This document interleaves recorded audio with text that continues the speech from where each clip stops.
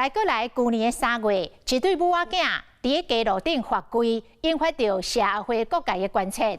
原来这对母仔囝登记互伊的翁婿来甲家暴，监察院的调查报告讲，这个家庭为110年就已经有几啊届成人保护的通报，但是当时的社会局甲家防中心拢无积极查证处理，所以监察院决定要来纠正到台北市政府。家防中心讲，因会检讨。当头白日，一对母仔囝双手举悬跪伫路边，代志发生伫2023年的3月。当时台北市家防中心得到消息了，就为母仔囝申请保护令。但过相关的通报早伫2021年就已经立案啊。即马监察院嘛针对台北市政府要提出纠正。昨天被监察院纠正。谢谢。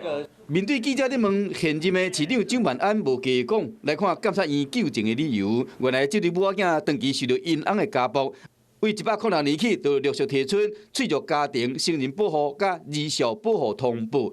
8年毛4摆成人保护通报，其中8年7月，台北市家防中心评估立案了后，伫2个月后，以被害人失联结案这个期间，社工嘛评估，若是联络袂到通报人，会使亲身去访问，确认安全。不过家防中心敢若用电话访问过1摆，监察院认为市政府无积极去查询出的资讯，以确保受害者人身的安全。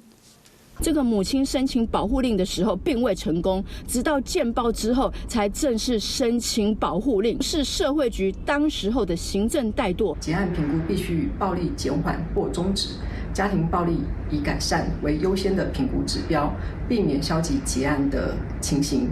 强调当时是依照卫福部的规定办理，蒋万安就任后嘛进行检讨加调整。不过为幼稚园少龙老师案件到母仔囝罚跪的案件，这是2任市政府发生的代志。针对儿童被苦毒家暴遮济，互人批评讲伤过消极，应该好好去检讨通报的案件，才当避免遗憾发生。